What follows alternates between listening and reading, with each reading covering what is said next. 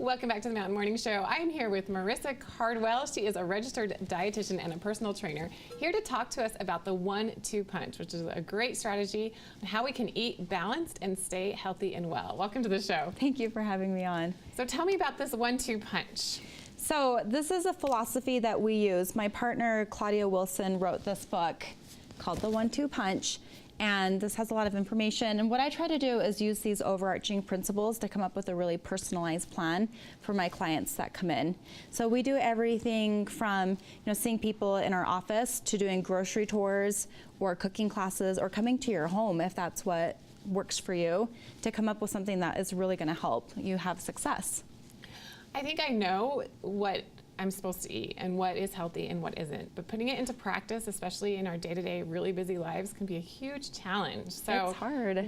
What's your trick? What's the 1-2 punch? So the first principle of 1-2 punch is burn, which is essentially when to eat. A lot of people ask me, like, when should I eat? And my answer to that is intuitive eating, which is essentially you eat when you're hungry and you stop when you're full. And you learn when those hunger cues, what they mean, and not to confuse them with maybe other emotions.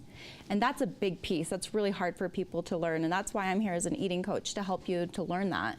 But you eat when you're hungry, you eat foods that you enjoy and are satisfying, and then you stop when you're full. That's the when to eat. That's the first burn. The second principle is balance, which is the what to eat. So that's why I have my plate here. So essentially what I'm trying to teach people to do is every time they eat, to have a fistful of protein and a fistful of carbohydrates. So your fist is your portion size. My 2-year-old, his little fist, that's his portion size of carbohydrates and protein. And then we're gonna balance that out with a half a plate of vegetables. And the vegetables provide a lot of fiber and nutrients and water, and it helps you feel full and satisfied. But the big thing that we're trying to learn is to balance the carbohydrates and protein. I love that. It's such a great visual, but I'm curious, what if you're eating like a burrito or a fajita or something? You have the tortilla, which is the carb, which might be a little bigger than that triangle.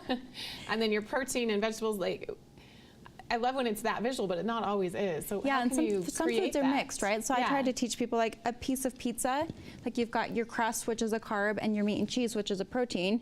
So maybe like 2 pieces of pizza might be 2 fists worth, and then you're gonna balance that out with a bunch of cut veggies or salad.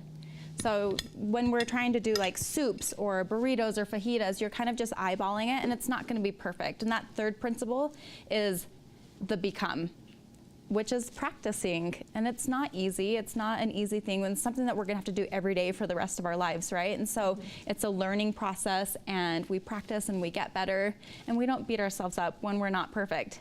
Right. And you don't need me to tell you that, a piece of grilled chicken and quinoa is going to be a healthy meal. But you might need someone to tell you that sometimes it's okay to have a piece of cake right here. It's okay to balance fun foods that are satisfying and with healthy foods, so that all around we can stick to this long term. We like to say there's no wagon to fall off of, because all foods can fit in this model. Oh, absolutely. Yeah, I think it's such a good visual just to think about it. Even if you're having a sandwich, maybe have the bread a little thinner, or just one piece of bread to make sure, and then pile on the veggies. It's just definitely a good reminder. You brought some simple snacks that are healthy. Tell us more about those. So I'm getting a lot of questions right now. Like, what should I be having for snacks, easy snacks? What should my kids be having? Or like, what should I be having before and after workouts? And so the principle is the same. It's going to be you're balancing your protein with your carbohydrates. And so it could be something as really simple as some cheese and fruit. We've got your fist of fruit, which is a carb, and your cheese, which is a protein. It could be something that's pre-made, and you've got your protein with some crackers. We've got this Greek yogurt here. Greek yogurt I count as a protein, but this one is flavored and has some added sugars, and so I count that as a mixed food. It's about 50-50 carbs and protein. The same thing with this protein bar. It's balanced. It's about half carbs, half protein. So finding things that will work and are balanced, you could have apples and almond butter. It could be really simple, but we're trying to balance your blood sugars by having about equal amounts of carbohydrates and proteins. I definitely think these are great options, and stocking our fridge with these choices and then remembering to grab them in the morning is easy is better, right? Yeah. a lot better. I like portable, easy, everyone in the family can eat it, and it really does come down to preference, which is why, you know, if you have someone that can help work with you and figure out what your preferences are and then how to fit them in a plan that's going to help you in the long term. And so I believe that when you are balancing your blood sugars, that does help with weight control. It helps with your mood. When your blood sugars are stable throughout the day, you feel better, right? And in terms of like long-term disease risk, having balanced blood sugars and being at a stable, healthy weight you're gonna reduce your risks by a lot. Oh, absolutely. I think we always can tell when we're eating well, we feel better. But emotional eating is definitely a struggle, you know, so especially for me, if I'm, you know, have a rough morning, I want that donut and I feel better, which is bad. So what are some tips to handling emotional eating? So that comes down to that intuitive eating. I try to help you to establish what emotions are causing you to eat when you're not hungry and how else to cope with those emotions that aren't food related. So you're really stressed, you want a donut, what else can you do in that moment that's not food related that can help cope with that stress? I mean, everyone these days has a lot of different stressors in their life. And I try to help people find ways to either practice self-care or different coping mechanisms that don't use food. And when they do, they're a lot happier, they feel better, and I think when you cope with food, you don't feel good after. It helps for a minute, you feel good while you're eating that donut, and then after you're like, I don't know what just happened, right? Yeah, And definitely, definitely. And I love these solutions, these ideas that you brought, simple, easy to grab, and really the whole family can eat those. I'd love to hear more, but we're running out of time.